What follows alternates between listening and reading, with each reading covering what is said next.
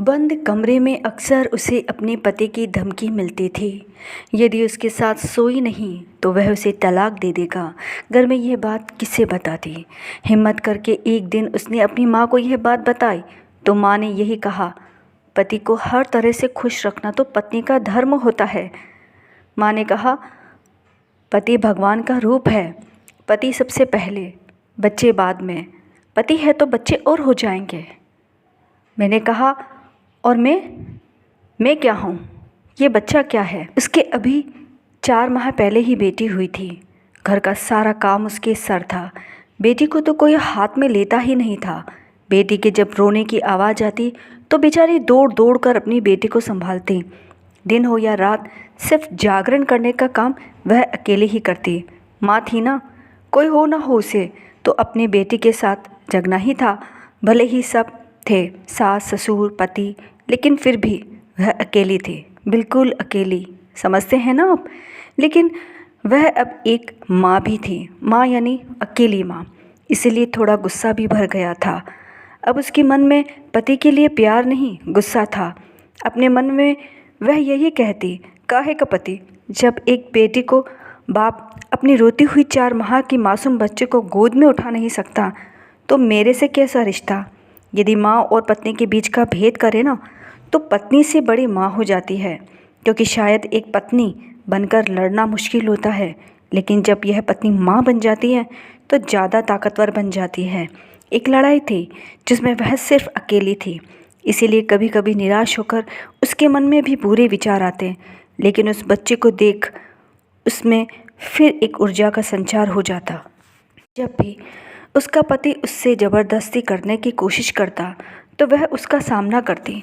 अब उसे हासिल करना मुश्किल था। एक औरत को यदि अपने पास लाना है तो पहले उसके बच्चे को फुसलाओ। अच्छा था, उसमें यह कलाबाजी नहीं आती।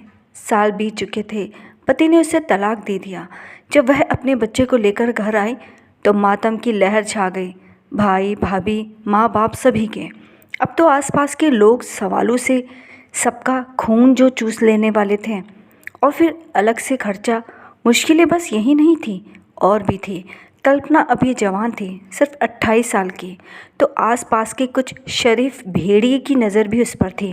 यदि कोई ये सोचे कि बस अब तो मुसीबत ख़त्म हो तो गलतफहमी है हमारी, क्योंकि एक मुसीबत ख़त्म तो दूसरी पहले से ही हमारा इंतज़ार कर रही होती है। आसपास के शरीफ भेड़िए उसे नज़रें मिलाने की कोशिश करते। ये नज़रें हैं ना, बहुत कमाल की होती है। यदि इन नज़रों से ही कोई आपके साथ खड़ा हो सकता है और वो कब आपके बिस्तर में पहुंच जाए।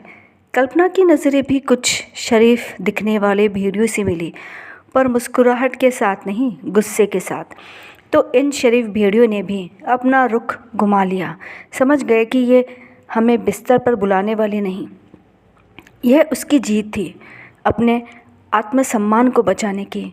आदमी तो बस अब उसके लिए एक हबशी था। कसम खा रखी थी, किसी भी आदमी को अपनी ज़िंदगी में आने नहीं देगी। लेकिन घर के सभी सदस्य तो उसकी दूसरी शादी की योजना बना रहे थे। जब कल्पना को पता चला तो अपनी बेटी को अपनी माँ के पास छोड़ चली गई, और जब थोड़ी देर बाद आई तो कुछ अलग थी। बाल कटे हुए, लड़कों की वेशभूषा में, बिना कुछ बोले अपनी बच्ची को लेकर कमरे में चली गई। अब कौन शादी करेगा इससे, माँ ज़ोर ज़ोर से कहने लगी। घर के बाहर जैसे ही निकलते लोग पूछने लगते हैं, पति ने छोड़ दिया या इसने पति को?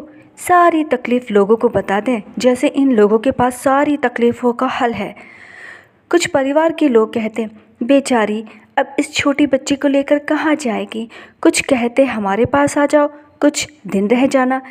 कैसे भी बातें हो, उन सब के लिए एक सवाल होता था कि क्यों, जिसका जवाब किसी के पास नहीं होता था।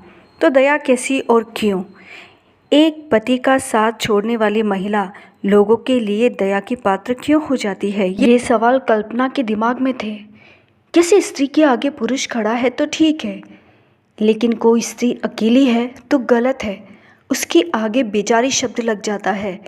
फिर एक दिन अचानक कल्पना का पति व सास घर आ गए राजीनामा करने।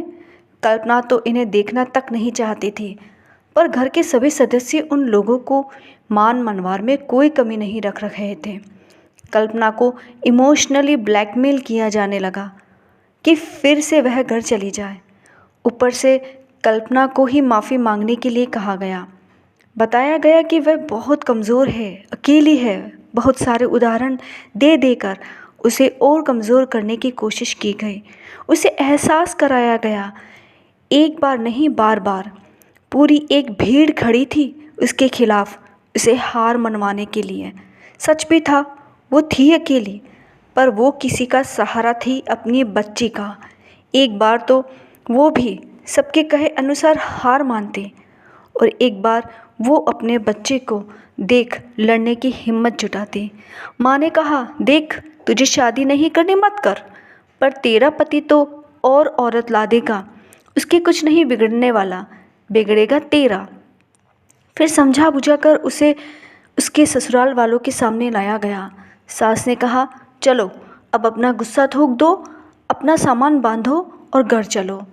कल्पना का पति अकड़ कर बोला, जैसी ज़िंदगी चल रही थी वैसी ही चलती रहेगी।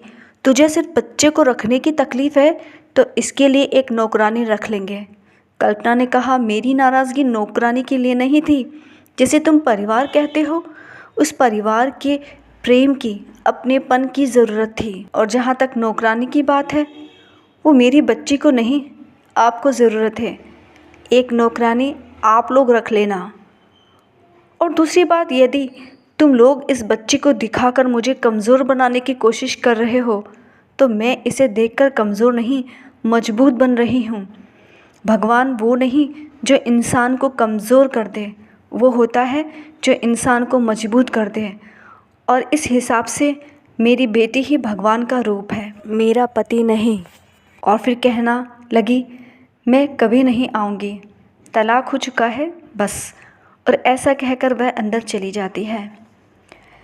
आगे चलकर कल्पना ने सिलाई सीखकर बहुत अच्छा काम किया। अपनी मेहनत से धीरे धीरे आगे बढ़ती रही। आज उसका अपना शोरूम है, घर है, गाड़ी है, सब कुछ है। और बेटी अभी पढ़ाई कर रही है। आपको ये कहानी कैसी लगी?